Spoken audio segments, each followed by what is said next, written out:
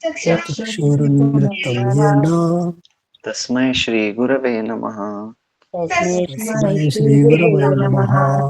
हरे कृष्णा हरे कृष्णा हरे कृष्णा कृष्णा कृष्णा हरे हरे कृष्ण कृष्ण हरे हरे हरे राम हरे Ram Ram Ram Hare Hare. Ram Ram Hare Hare. Okay, मैं श्लोक reset करता हूँ। श्री भगवान उवाच श्री भगवान उवाच अक्षरं ब्रह्म परमं अक्षरं ब्रह्म परमं स्वभावो अध्यात्मम् उच्यते।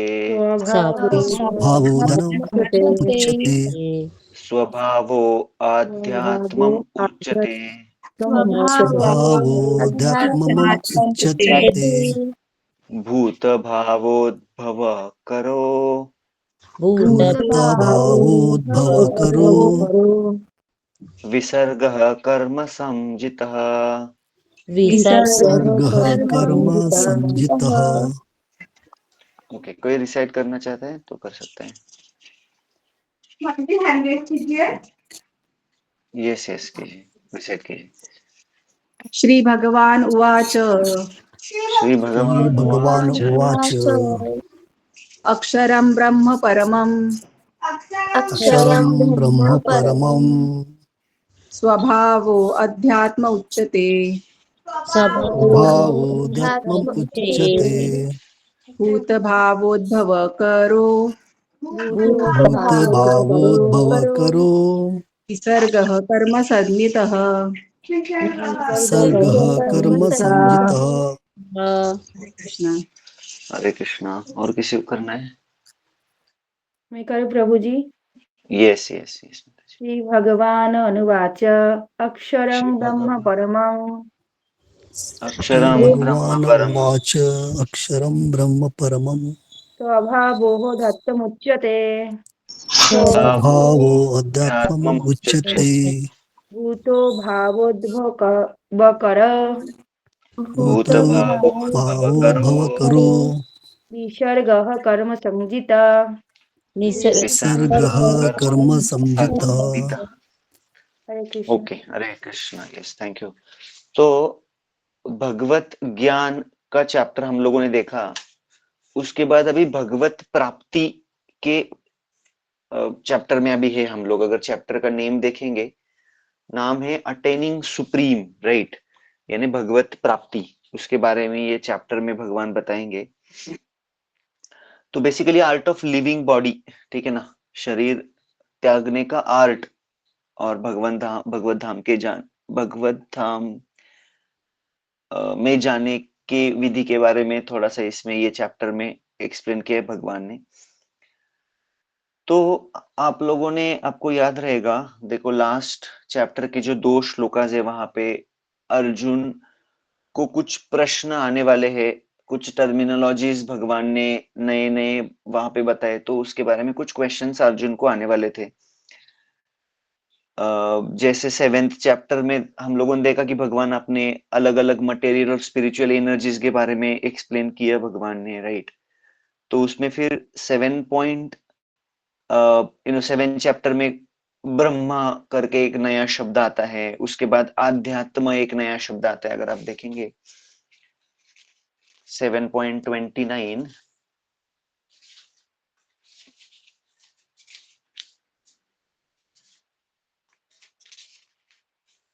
राइट, तो यहाँ पे ब्रह्म करके एक शब्द आया, देखो, ते ब्रह्म तद विदु करके, ठीक है ना। तो फिर एक ब्रह्म करके एक प्रश्न अर्जुन को आने वाला है। उसके बाद आध्यात्म करके भी एक शब्द आता है वहां पे लास्ट लाइन में, राइट। ते ब्रह्म तद विदु कृष्ण मध्यात्म, राइट, अध्यात्म। तो अध्यात्म के बारे में भी अर्जुन क्वेश्चन पूछने वाले हैं। उसके बाद में 7.30 में भगवान ने 3 टर्मिनोलॉजीज यहाँ पे प्रस्तुत की थी। तो वो थी आदिभूत, उसके बाद आदि यज्ञ और आदि दैवम, राइट। तो ये भी प्रश्न अभी आगे जाके भगवान को अर्जुन करने वाले, राइट।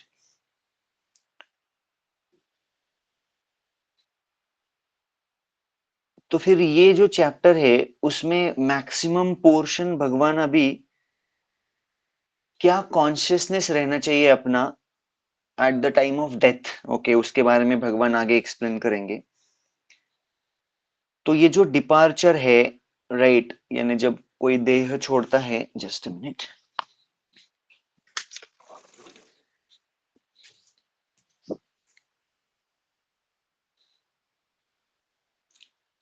तो कैसे ये शरीर त्यागने के बाद भगवान के धाम में जाएंगे, भगवत धाम की प्राप्ति होगी, लिबरेशन प्राप्त होगा, उसके बारे में भगवान यहाँ पे ये चैप्टर में बताएंगे आगे।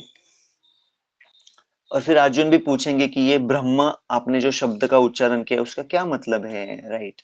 तो ये फर्स्ट क्वेश्चन आएगा, राइट। उसके बाद में अध्यात्म, किम अध्यात्म, ये अध्यात्म क्या है, राइट। तो अभी कमिंग टू फर्स्ट श्लोका, यहाँ पे क्या बोलते हैं, अर्जुन ने क्या कहा, हे भगवान, हे पुरुषोत्तम, ब्रह्म क्या है, आत्मा क्या है, सकाम कर्म क्या है, यह भौतिक जगत क्या है, तथा देवता क्या है। ऐसे 5 प्रश्न भगवान ने अर्जुन ने किए पहले श्लोका में, राइट, 8.1 में, राइट। पहला क्या है, व्हाट इज ब्रह्म, ये अध्यात्म क्या है, कर्म क्या है, उसके बाद मटेरियल मैनिफेस्टेशन क्या है, आदि भूतम, ये भौतिक जगत क्या है उसके बारे में बोलते हैं, अर्जुन पूछते हैं। और आदि दैवम यानी देवता क्या है करके ऐसे प्रश्न किया, मुझे आप बताओ, ठीक है ना। अर्जुन ने कहा, हे भगवान, हे पुरुषोत्तम, ब्रह्म क्या है, आत्मा क्या है, सकाम कर्म क्या है, यह भौतिक जगत क्या है, तथा देवता क्या है, कृपा करके यह सब मुझे बताइए, ठीक है ना। तो ये 8.1 ने हम लोगों ने 8.1 में देखा, राइट। आप वो डिस्कस भी किया रहेगा।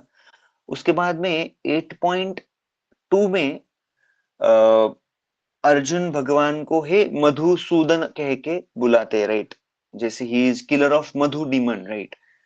तो उस हिसाब से भगवान को अर्जुन बोलते हैं कि ये जो डाउट का एनिमी जो मेरे इसमें आया है उसको भी आप मार दीजिए, right, by telling me the answers of this question, जो मुझे प्रश्न है उसके बारे में आप बताइए।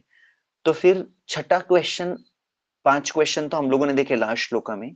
तो अभी छठा क्वेश्चन है, आदि यज्ञ, हे मधुसूदन, यज्ञ का स्वामी कौन है और वह शरीर में कैसे रहता है और मृत्यु के समय भक्ति में लगे रहने वाले आपको कैसे जान पाते हैं। ऐसे कुछ प्रश्न भगवान ने यहाँ पे किए हैं। जैसे आदि यज्ञ, व्हाट इज आदि यज्ञ, कि ये जो यज्ञ करते हैं, राइट, तो ये सैक्रिफाइस कौन है, who is the Lord of sacrifice, right. तो ये सैक्रिफाइस जो करते हैं, अलग अलग यज्ञ करते हैं, तो इसका भगवान कौन है, कौन स्वामी है यह यज्ञ का, राइट। यह पहला प्रश्न है, सॉरी छठा प्रश्न है, ये यज्ञ का स्वामी कौन है, राइट। यज्ञ का स्वामी कौन है, यह प्रश्न है।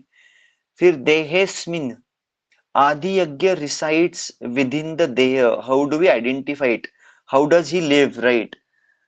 और वह शरीर में कैसे रहता है। तो अगला 8वां प्रश्न क्या है, सॉरी 7वां प्रश्न क्या है, कि ये जो यज्ञ का स्वामी है वह शरीर में कैसे रहता है, ये प्रश्न है, राइट। आदि यज्ञ residing within the body देह, how do we identify, how does he live in the body, उसके बारे में प्रश्न है। और लास्ट प्रश्न है, और कैसे भक्ति में लगे रहने वाले आपको कैसे जान पाते हैं, प्रयाण काले च कथम गेयोसी नियतात्म भी, राइट। तो प्रयाण काल यानी मृत्यु के समय, तथा कैसे जाने जा सकते हो, आत्म संयमी के द्वारा, राइट। तो कोई भक्ति भक्ति करता है, मृत्यु के समय भक्ति में लगे रहने वाले आपको कैसे जान पाते हैं, राइट। तो बेसिकली इसमें अर्जुन पूछते हैं how to know you at the time of prayan kaal, और ये जो आत्मा है उसका जो जर्नी है राइट, शरीर त्यागने के बाद, उसके बारे में बेसिकली अर्जुन पूछते हैं right. Do we know you at the time of death, तो मृत्यु के समय आपको कैसे जानना है राइट। हमको तो पता है राइट, जैसे कोई भगवान को समझता है, उनको याद करता है शरीर त्यागते समय, तभी जाके वो भगवत धाम की प्राप्ति करे राइट। तो जो आपका कॉन्शियसनेस रहेगा शरीर त्यागते समय, उसी बेसिस पे आपका अगला अ, शरीर या अगला जन्म तय होता है राइट, उस हिसाब से। तो फिर भगवान यहाँ पे आई मीन अर्जुन यहाँ पे भगवान को मधुसूदन करके संबोधित करते, यानी इसका मीनिंग क्या है कि किलर ऑफ डेमन मधु, और किलर ऑफ, तो जो भी डाउट्स आए वो उसके लिए यहाँ पे पूछते हैं राइट। तो प्रयाण काल ये बहुत महत्वपूर्ण शब्द है यहाँ पे। तो इसका अर्थ कुछ अपने वरिष्ठ वैष्णव क्या बताते हैं,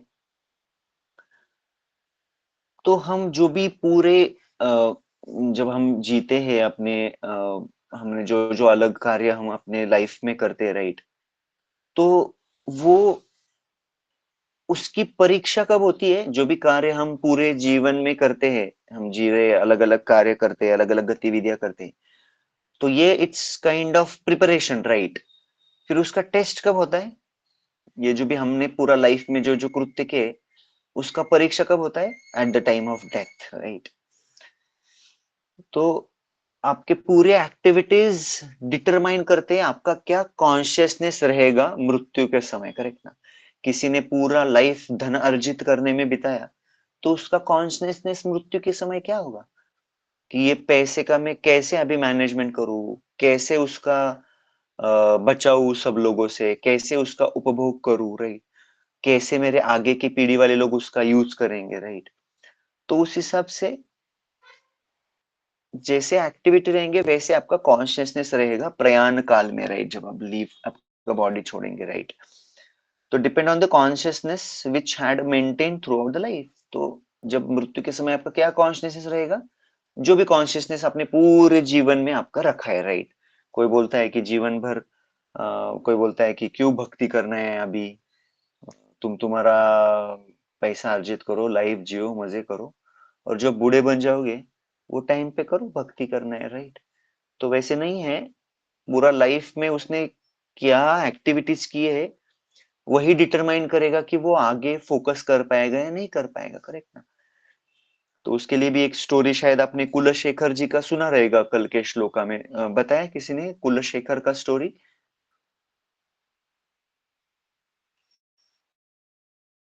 तो बताता हूं मैं ब्रीफ में। तो बेसिकली ये बहुत इंपॉर्टेंट है कि पूरे जीवन भर भक्ति करना है हमको, एक राइट कॉन्शियसनेस के साथ हमको अपना जीवन व्यतीत करना है। तो फिर प्रयाण काल में वो एकदम नेचुरल रहेगा, स्मूथ रहेगा, स्विफ्ट रहेगा राइट। कुछ नया एंडेवर करने का जरूरत नहीं पड़ेगा, करेक्ट ना। क्योंकि बूढ़ा होने के बाद फिर दंडवत करने पर कर पाएगा, नीचे झुकेगा तो कमर दर्द करेगा राइट। तो फिर लोग बोलते हैं कि आप जब आपका सारा काम जॉब खत्म हो जाएगा तब वो टाइम पे भक्ति करो, लेकिन वो प्रैक्टिकल नहीं है। वो टाइम पे मन भी लगना चाहिए राइट। तो दिस इज एन लाइक पूरा लाइफ हमको प्रैक्टिस करना है, और फिर एग्जाम क्या है, डेथ है करके राइट। तो फिर अर्जुन एंशियस है राइट, कि जो कोई व्यक्ति कृष्णा कॉन्शियसनेस फॉलो करता है थ्रू आउट लाइफ, उसका क्या पोजीशन हो सकता है डेथ के बाद राइट। क्यों ऐसे पूछते हैं, क्योंकि स्वाभाविक है, हमको पता है डेथ के टाइम पे पूरे शरीर के जो एक्टिविटीज है वो डिस्टॉर्ट हो जाते हैं, फंक्शंस डिस्टॉर्ट हो जाते, सुनाई नहीं देता है, सामने वाला बोलेगा हरे कृष्ण का जप करो, तुम बोलेंगे क्या, सुनाई नहीं देता है ऐसे बोलेंगे, ठीक है ना। तो फिर गड़बड़ हो जाएगा ना, करेक्ट ना। तो फिर पूरा बॉडी का डिस्टॉर्ट हो गया। फिर ठीक है, सुनाई भी दिया चलो उसको जपा करने का, तो जपा करने को लेगा, तब फिर वो बीच में नींद लगेगा, बात नहीं कर पाएगा ठीक से राइट। सर दर्द करेगा, कमर दर्द करेगा, फोकस नहीं कर पाएगा, राइट। तो उसके बाद मन भी एक राइट कॉन्शियसनेस में नहीं रहता है, राइट, वो टाइम पे, करेक्ट ना। हर एक जगह से पेन निकलता है शरीर से, राइट, मृत्यु का भय रहता है हमेशा, करेक्ट ना। मैं देखता हूँ बहुत सारे जो ठीक है वो नहीं डिस्कस करेंगे, लेकिन माइंड आपका कॉन्शियसनेस बहुत डिस्टर्ब हो जाता है वो टाइम पे, राइट। पूरा लाइफ हम खुद को सेंटर रखे जीवन में, सारे लोगों के लिए बहुत सारी गतिविधियां की, मैं खुद एंजॉयर हूँ, उस हिसाब से जीवन जिया। लेकिन जब ये अंतकाल का समय आता है तब you can't enjoy, right. Enjoy नहीं कर सकते, करेक्ट ना। शरीर के साथ वो शरीर साथ नहीं देता है एंजॉय करने के लिए। और जो एंजॉय करने के जो साधन भी है वो भी आपके पास नहीं रह पाते, राइट। हम एंजॉय करते आजू बाजू के लोगों के साथ, बात करते उनके साथ आदान प्रदान करते, फिर वो टाइम पे वो लोग भी साथ नहीं रहते, राइट, क्योंकि आप यूजलेस हो गए वो सोसाइटी को, करेक्ट ना। तो ये बहुत पेनफुल समय रहता है वो टाइम, क्योंकि आपको पता चल जाता है कि अभी वो टाइम नजदीक आया है और आप कुछ हेल्पफुल नहीं हो सोसाइटी के लिए, करेक्ट। तो ये उसके वजह से मन बहुत व्यतीत रहता है, करेक्ट ना। आप देखेंगे ये जो एल्डरली लोग हैं जो यू नो अंतिम काल में रहते हैं, वो अ, उनका वो माइंडसेट वैसे हो जाता है, और उनको जो आदान प्रदान मिलता है आगे के लोगों के साथ, यू नो जब वो काम के थे वो टाइम पे उनके साथ रेसिप्रोकेट किया, उनके साथ बातचीत किया, आई मीन फिर, लेकिन जब ये अंत काल आता है वो टाइम पे फिर बर्डन लगने लगता है ये लोग, राइट, ऐसे प्रयाण काल में। तो बिकॉज ऑफ दैट ये माइंड जो है वो यू नो उसका कॉन्शियसनेस बहुत डिस्टर्ब्ड रहता है, राइट। तो फिर जब ये अंतकाल का समय रहता है वो टाइम पे भगवान को याद रखना ये तो बहुत मुश्किल है फिर, है ना, कैसे रह पाएगा याद ना। मन का स्थिति कितना डिस्टर्ब रहेगा वो टाइम पे, राइट। तो इसलिए अर्जुन स्पेसिफिकली ये प्रयाण काल के बारे में पूछते हैं कि भाई eight the time of death क्या होगा करके, राइट, भक्त का उस हिसाब से। तो कुलशेखर करके एक स्टोरी आता है, वो क्या बोलते हैं कि भाई भगवान अभी मेरा शरीर अच्छा है, अभी मेरा कॉन्शियसनेस अच्छा है, अभी मैं आपके भक्ति में एकदम तीव्रता से लगा हूँ, राइट, तो मुझे अभी मृत्यु दे दो, ऐसे बोलते हैं कुलशेखर करके, ठीक है ना। वो बोलते हैं कि अभी मुझे मृत्यु दे दो, तो मृत्यु के समय मेरा कॉन्शियसनेस एकदम सही रहेगा, और फिर मैं आपके धाम में आ जाऊंगा, आ पाऊंगा। क्या पता मैं बूढ़ा हो जाऊंगा, कफवात पित्त से ग्रस्त हो जाऊंगा, वो टाइम पे मैं कृष्णा भी बोल पाऊंगा या नहीं पाऊंगा पता नहीं, eight the time of death करके, ऐसे। तो इसलिए कुलशेखर क्या बोलते हैं कि मुझे अभी ले चलो यहाँ से, ऐसे। तो वो स्टोरी आता है। नाउ कमिंग टू आज के श्लोका पे 8.3, जहां पे भगवान अभी आंसर देना शुरू करते। तो भगवान ने कहा अविनाशी और दिव्य जीव ब्रह्म कहलाता है, right. So he is answering first question, right.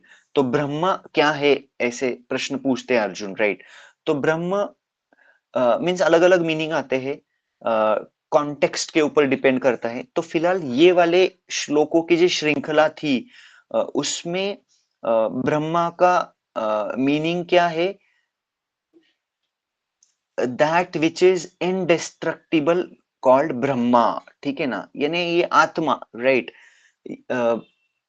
अविनाशी और दिव्य जीव ब्रह्म कहलाता है, राइट। तो ये जो शरीर के अंदर का जो आत्मा है उसको क्या बोलेंगे, ब्रह्मा या ब्रह्मन, राइट। और फिर ये लिविंग एंटिटीज जो आत्मा है वो कहाँ पे रहता है, एक शरीर के अंदर रहता है, राइट। तो समझा, ब्रह्मा या ब्रह्मन इंडिकेट जीवा, राइट। ये जो अपना आत्मा है उसको क्या बोलते हैं, ब्रह्मा बोलते हैं। क्लियर सबको, करेक्ट, थोड़ा टेक्निकल है लेकिन ठीक है चलेगा। और फिर ये आत्मा जो है वो शरीर के अंदर रहता है उस हिसाब से, राइट। तो यहाँ पे भगवान ने बताया है अविनाशी और दिव्य जीव ब्रह्म कहलाता है। नेक्स्ट, और उसका नित्य स्वभाव अध्यात्म या आत्म कहलाता है। तो नेक्स्ट क्वेश्चन क्या था अर्जुन का, पहला तो ब्रह्म क्या है पूछा, फिर किम अध्यात्म, ये अध्यात्म क्या है ऐसे पूछा था, right. What is self, correct, okay. तो उसका अर्थ क्या बताया भगवान ने, और उसका नित्य स्वभाव अध्यात्म या आत्म कहलाता है। तो उसका जो स्वभाव है उसको आध्यात्म बोलते हैं, राइट। कोई व्यक्ति बहुत आध्यात्मिक है ऐसे बोलते हैं ना, कोई व्यक्ति बिल्कुल भी आध्यात्मिक नहीं है। तो आध्यात्म यानी क्या है कि एक स्वभाव है, राइट, एक नेचर है आपका, राइट, एक आपके टेंडेंसीज है, राइट, या टेंडेंसी या प्रोक्लिविटी को क्या बोलते हैं, टेंडेंसी यानी क्या, क्या बोल सकते हैं टेंडेंसी को, ये देखिएगा टेंडेंसी को क्या बोलते हैं, आदत। आदत, राइट। प्रोक्लिविटी को क्या बोलते हैं, प्रोक्लिविटी,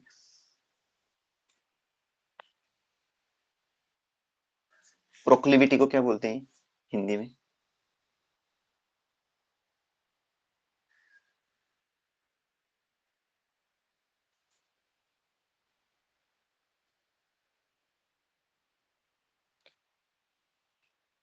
कल कल म्हणतो ना आपण, आपका किस तरीके, किस साइड में आपका झुकाव ज्यादा है, राइट, झुकाव, correct, very good, thank you माताजी। तो उस हिसाब से इसको आध्यात्म बोलते हैं। Okay, because of so many experiences in this world we have created certain tendencies, right. तो फिर ये जो स्वभाव है, जिसको अध्यात्म को क्या बोलते हैं, स्वभाव है, वो स्वभाव कैसे आता है? आपके अलग अलग एक्सपीरियंसेस आते हैं आपको ये जीवन में, राइट।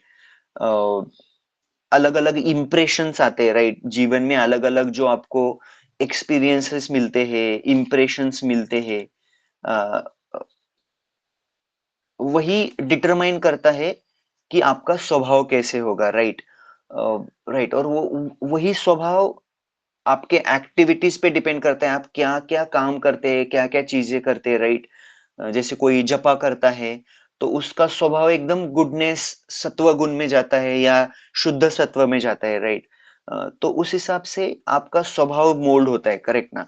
जैसे बोलते हैं ना हम लोग कि आपका जपा कब अच्छा होगा, जब आपके 22 घंटे के एक्टिविटीज क्या है वही डिटरमाइन करेगा कि आपका 2 घंटे का जपा कैसे होगा, करेक्ट ना।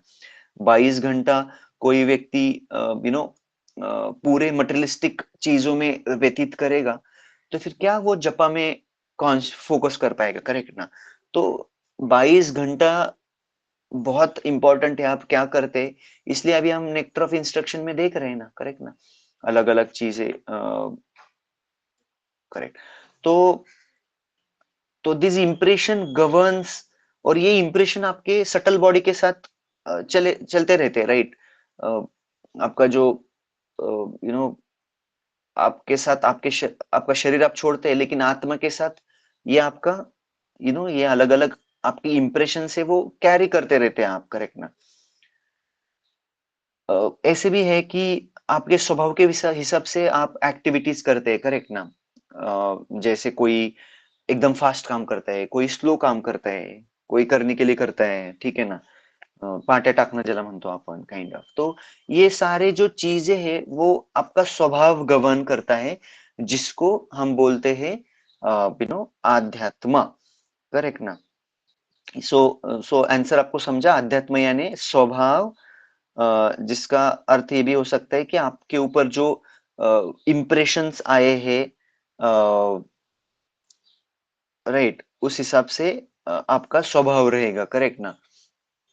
तो इसके लिए क्या एक्टिविटीज में हम कंटिन्यूअसली रहते हैं, वही इम्प्रेशंस आपके शरीर में, आपके मन में, मन बुद्धि अहंकार में रहेंगे, उस हिसाब से वही अगले जन्म में भी कैरी हो जाएंगे, करेक्ट ना।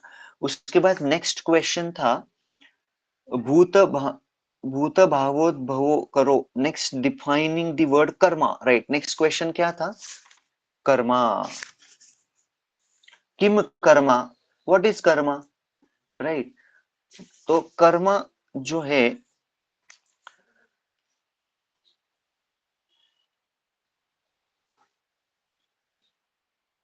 जीव, तो ओके, उसका नित्य स्वभाव अध्यात्म या आत्म कहलाता है, जीवों के भौतिक शरीर से संबंधित गतिविधि कर्म या सकाम कर्म कहलाता है, राइट। तो अपने जो बेसिक गतिविधि है शरीर के, उसको क्या बोलते हैं, कर्मा, या फ्रूटिव एक्टिविटीज या एक्शंस। तो कर्मा के भी बहुत बहुत मीनिंग रहते हैं।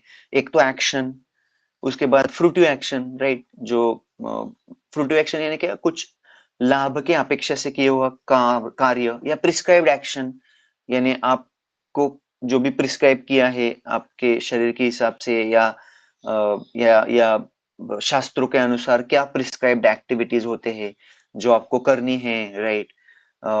या कर्मा को ऐसे बोलते हैं कि जो रिएक्शंस आ रहे हैं आपके एक्शन के, उसको भी कर्मा बोलते हैं, राइट।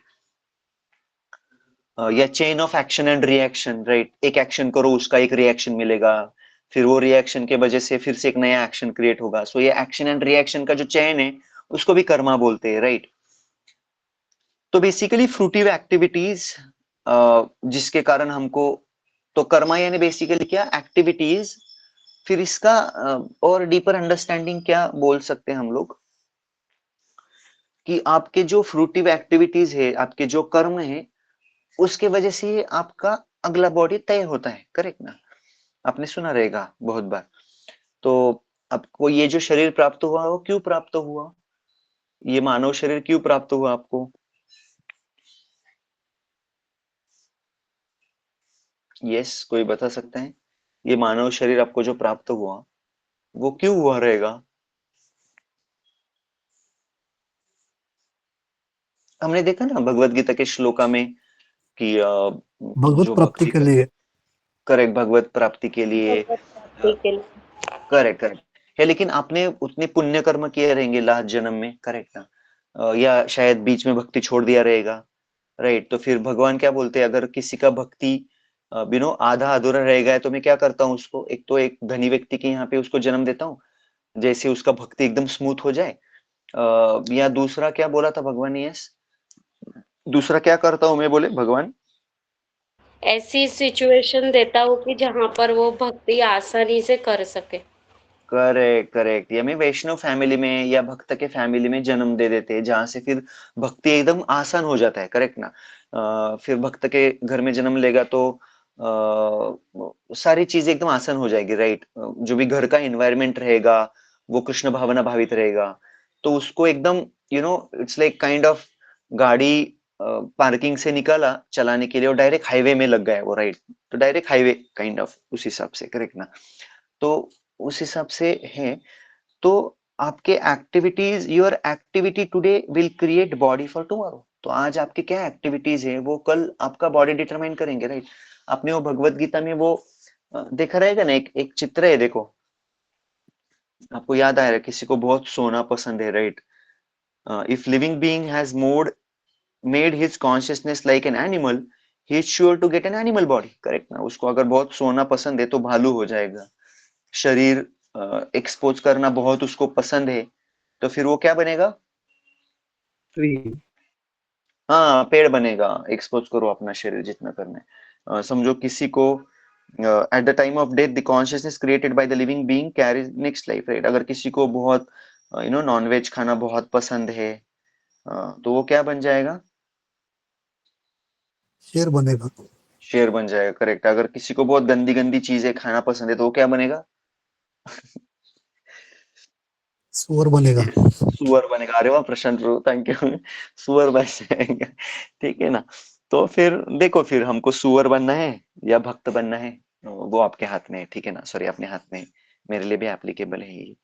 तो your activities, you know your today's activity will create your body, right. आगे अगला लाइफ का बॉडी आपका शरीर क्रिएट कर रहे हैं आप। जैसे अगर आप अच्छे से पढ़ाई करेंगे कॉलेज में तो फिर वो क्या क्रिएट कर रहे हैं? आपका अच्छा करियर क्रिएट कर रहे हैं, करेक्ट ना।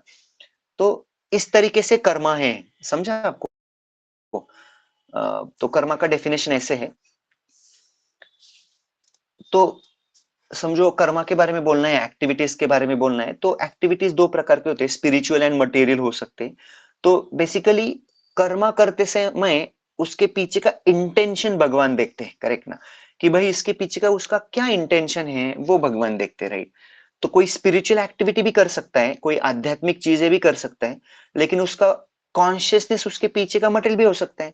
कोई एकदम अच्छे से डीटी वर्शिप कर रहा है, कीर्तन कर रहा है, सेवा कर रहा है, लेकिन उसके पीछे का इंटेंशन क्या है कि ये सब लोग मेरे को अभी अच्छा बोलेंगे, ये सब लोग बोलेंगे वाह प्रभु जी आप कितना अच्छा भक्ति कर रहे हैं, कितना अच्छा सेवा कर रहे हैं। तो उसके पीछे का इंटेंशन उसका क्या है? मान सम्मान प्रतिष्ठा, करेक्ट ना? तो कोई स्पिरिचुअल एक्टिविटी कर सकता है लेकिन इंटेंशन मटेरियल हो सकता है, या कोई मटेरियल एक्टिविटी भी कर सकता है लेकिन उसका इंटेंशन स्पिरिचुअल हो सकता है, राइट? जैसे कोई कर्मी व्यक्ति के यहाँ पे जॉब कर रहा है, काम कर रहा है, राइट? लेकिन उसका पीछे का कॉन्शियसनेस क्या है कि भाई ये मैं काम क्यों कर रहा हूँ, जिससे मैं धन अर्जित कर पाऊंगा, और वो धन में भगवान की सेवा में लगा सकता हूँ, राइट? मेरे फैमिली का भरण पोषण करके मैं मेरा जीवन कृष्ण भावना भावी जी सकता हूँ, राइट? तो हालांकि उसके एक्टिविटीज दिख रहे हैं मटेरियल, करेक्ट ना? लेकिन उसका कॉन्शियसनेस स्पिरिचुअल है, करेक्ट ना? तो भगवान आपका कॉन्शियसनेस इवेल्युएट करते हैं। अगर कोई भक्त आपके अपने खुद के एक्टिविटीज गुरु कृष्ण और वैष्णव इनके सेवा के अनुसार अगर कोई कर रहा है, फिर से बोलता हूं, कोई व्यक्ति अपने एक्टिविटीज अपने कार्य गुरु कृष्ण और वैष्णव के सेवा करने के हेतु से अगर कोई कर रहा है कोई भी एक्टिविटीज, तो इवेंचुअली उसका कॉन्शियसनेस ऊपर ऊपर ही उठेगा, करेक्ट ना? तो फिर हमको क्या करना है? आपके सेवा में कंटिन्यू रहना है, जो भी हम सेवा कर रहे हैं, गुरु कृष्ण वैष्णवों के सेवा में रहना है, भगवान के सेवा में, गुरु के सेवा में रहना है, अपने बेसिक एक्टिविटीज करते रहना है, और ट्राई करना है अपने कॉन्शियसनेस। जस्ट और ट्राई करना है कि कोई म्यूट कर सकता है क्या प्लीज? इसको है क्या अथॉरिटी म्यूट करने का? Mute, okay, no worries. तो हाँ, तो फिर अगर इन शॉर्ट इन कंक्लूजन अगर बोलना है, तो फिर we have to try to uplift our consciousness, ठीक है ना? अपना कॉन्शियसनेस ऊपर ऊपर लेके जाना है, और वो कैसे लेके जाना है? शास्त्र बताते हैं, गुरु साधु शस्त्र या गुरु कृष्ण एंड वैष्णव के सेवा में हमेशा लगना है। तो फिर अपना कॉन्शियसनेस ऊपर ऊपर जाएगा, जैसे बोलते हैं चेतो दर्पण मार्जनम, राइट? तो आपका चेतना का दर्पण मार्जन होगा, क्लीन होगा। तो फिर धीरे धीरे धीरे धीरे ये जो भक्ति में तीव्रता बढ़ेगा और कंटिन्यूटी बढ़ेगा, है ना? हमारा ऐसे ग्राफ ऊपर नीचे होता है, वो ऊपर नीचे नहीं होगा, वो स्टेडी हो जाएगा ग्राफ। उस हिसाब से हमको कंटिन्यू लगे रहना है। और कुछ 2-3 लाइन में पढ़ता हूँ, देन वी विल स्टॉप, जो प्रभुपाद ने बहुत इंपॉर्टेंट है यहाँ पे बोली है। So according to his identification with the material और spiritual nature, he receives material और स्पिरिचुअल बॉडी, राइट? तो कोई कौन सा शरीर प्राप्त करता है, कैसे वो डिटरमाइन करता है? आपके नेचर के हिसाब से।